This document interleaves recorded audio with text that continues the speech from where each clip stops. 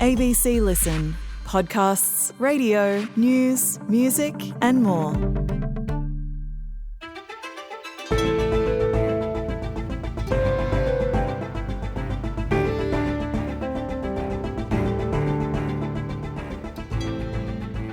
Brittany Higgins doesn't live here anymore.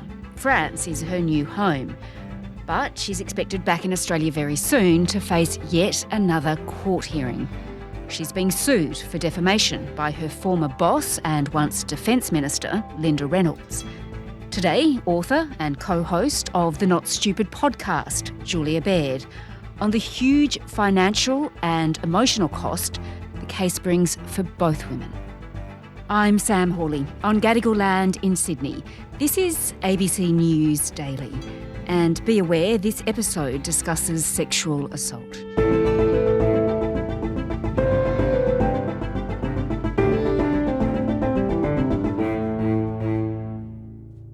Julia, it's extraordinary really, isn't it, that Brittany Higgins, her name has been in the headlines for so long, for so many years, and once again she's back in the news. It must be so incredibly gruelling to be in the spotlight like that all the time. I know. Look, anyone who has even a shred of sympathy for someone who a judge found had gone through a significant trauma 5 years ago and then has had to retell and relive that trauma on and on and on in what the same judge called an omni-shambles of a case would have to have some sympathy for her. Like it is a lot for one woman to go through. Yeah, absolutely. All right. So a civil court, of course, did find that she had been raped. So that's a civil ruling, not a criminal ruling. That's right. She's in the courts again, this time in Western Australia. Just tell me about that. What's it all about? Okay, so this is a defamation case. It's in the Supreme Court in Western Australia and it's been taken by Liberal Senator Linda Reynolds. She was also Defence Minister. And Higgins' boss, at the time, Higgins has alleged she was raped in Reynolds' own office. So it's been a really long and torturous path since these allegations were first made. What happened was the criminal trial was delayed because of a Logie speech. Lisa Wilkinson's speech after she won a Logie for her interview with Ms Higgins and the commentary which followed drew so much attention the judge put off the trial. The criminal trial was aborted due to juror misconduct. Then the court ruled against a second trial because of concerns about the fragility of Brittany Higgins' mental health. But while the criminal case was stymied, as you said, civil defamation cases have continued. Linda Reynolds is now suing Higgins for defamation over a series of social media posts that she believes have damaged her reputation about her handling of the rape allegation. Senator Reynolds says the posts implied she mishandled Ms Higgins' rape allegation by failing to provide her with any support and pressured her not to proceed with a genuine complaint of sexual assault to police. The case hinges on 5 social media posts between 2022 and 2023, and the Senator alleges that Higgins and her now husband, David Shiraz, cast her as a villain, that she was part of an alleged political cover-up over the rape of Higgins. All right. And Julia, Higgins has been, of course, living in France, away from the spotlight, but she will be coming back to face court again. And by the way, she is pregnant, huge stress. Linda Reynolds has given evidence already, along with the former Prime Minister Scott Morrison, right? That's right. Now, at the basis of Linda Reynolds' argument is that there was a pile-on from the media and general public and social media trolling, all part of this kind of ferociously intense scrutiny of this case that took a significant toll on her physical health. She told the court she felt like a punching clown on the fairground. And Scott Morrison, in his testimony via video link, said that any allegations of a political cover-up were completely and utterly false without any foundation. He told the court the weaponising of Brittany Higgins' rape allegation by Labor left Linda Reynolds in such a distressed state he was concerned it could be fatal for her. Now, Mr Morrison has denied that he demoted Linda Reynolds because she called Ms Higgins a lying cow. He says The reason Linda Reynolds was unable to continue in the defence portfolio was because of the severe injuries she suffered as a result of the attacks applied to her over a prolonged period of time that damaged her mental and physical health. He also said that both Brittany Higgins and Linda Reynolds had been let down by significant deficiencies in the way Parliament House dealt with workplace issues, which I think a few people might agree with.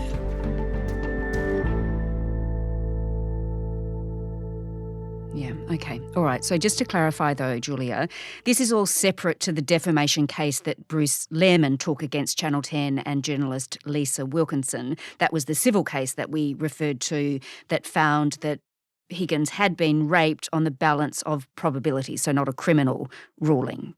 Yes, that's true. And Lehrmann, who's always maintained his innocence, is appealing that civil ruling. Now, Justice Michael Lee found that Higgins had told the truth about being sexually assaulted in Linda Reynolds' office at Parliament House, but had been untruthful at times, partly because of trauma.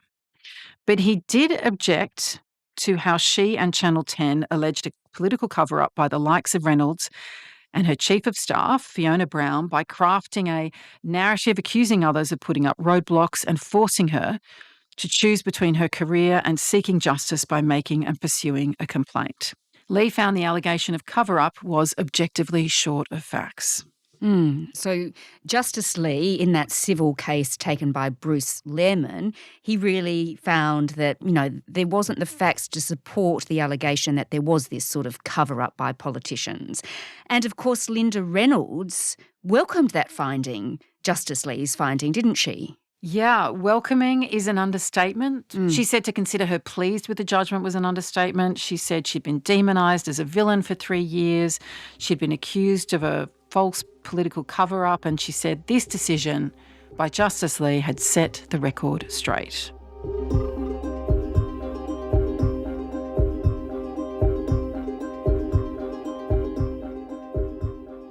Okay, but now she's also taken this defamation action, of course, in the Western Australian court over these social media posts by Brittany Higgins. So I just want to leave the court case there, Julia, and look at the implications of all of this, because politics can get so very dirty, can't it? It's such a tough game. Look, I think it is important to remember that Linda Reynolds has been through an immensely stressful time.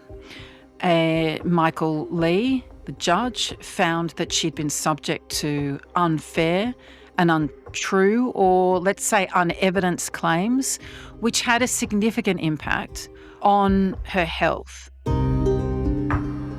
When you're in the middle of a social media storm or a massive story like that, it can be completely overwhelming.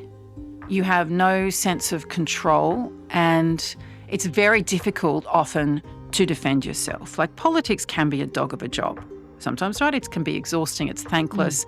You can go in with your good intentions and come out kind of bruised and not exactly sure what went wrong. The problem, though, with a case like this is that it could do Linda Reynolds more reputational harm than good. Now, this is often the case for people who sue for defamation, because all the circumstances are trawled over again, all the details, and the public will make their own series of assessments. Is it really worth it? Some are asking, because of a few social media posts that very few people actually saw, and I don't think many people actually remember. Although, of course, Reynolds does have every right to defend her reputation, right? Of course. I think it's the contradiction about it that's striking a bunch of people. Like, what would be the greater charge on your reputation? Being unfairly accused of mismanaging the rape of an employee, or later suing the woman who was allegedly raped in your own office?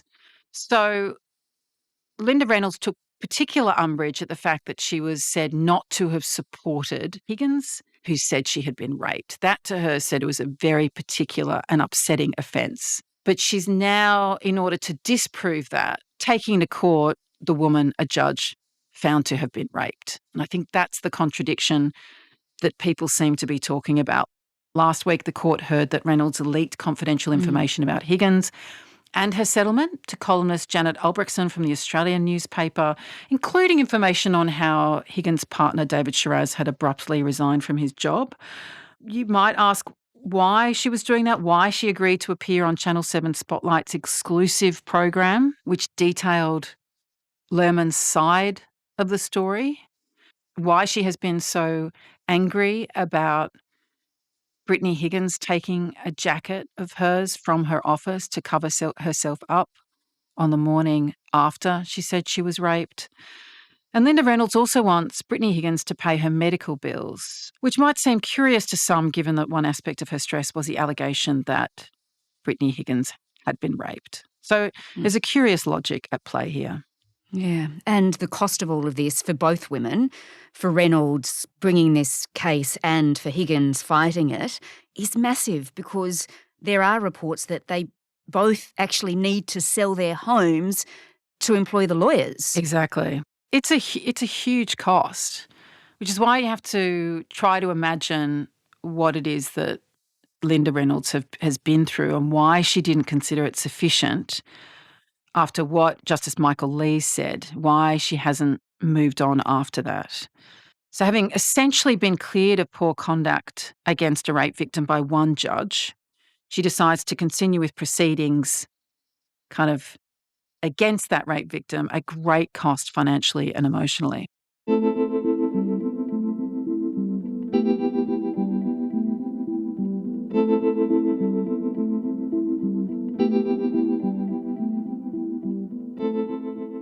Well, Julia, we all know by now, of course, that there has been so much suffering in relation to all of this. And at the heart of it, I think, you lose sight that these are actually real people. I think that's so important to remember. I mean, millions and millions of people have watched this case fold out. A lot of people have very strong opinions. There's a lot of vitriol. There's a lot of anger, a lot of frustration, a lot of condemnation. And at the heart of it is a woman, a judge found to have been raped and gone through a really serious trauma that was then exacerbated, has been exacerbated year on year ever since.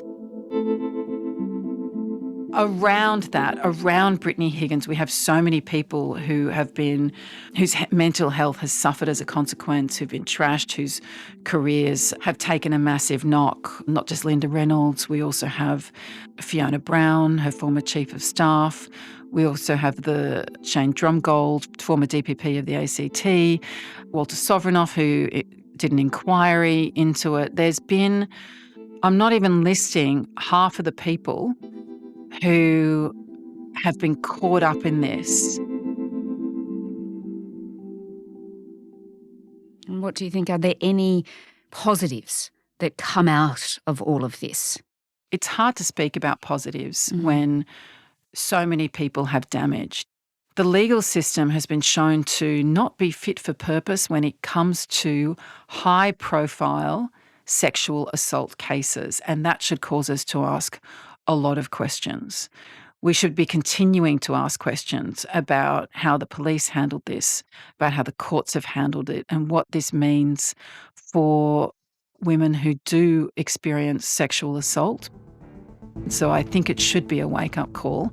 We have a responsibility to be very careful about the things we say, what we rush to believe, who we rush to condemn, and to continually ask ourselves whether the most vulnerable here, the most traumatised, is being sufficiently protected and looked after. Julia Baird is the co-host of the Not Stupid podcast, which you can find on the ABC Listen app. If anyone you know is affected by domestic or sexual violence, 1-800-RESPECT is one number you can call. That's 1-800-737-732. Call 000 if you're in danger. This episode was produced by Sydney Peed and Cara Jensen McKinnon. Audio production by Sam Dunn. Our supervising producer is David Cody. I'm Sam Hawley. Thanks for listening.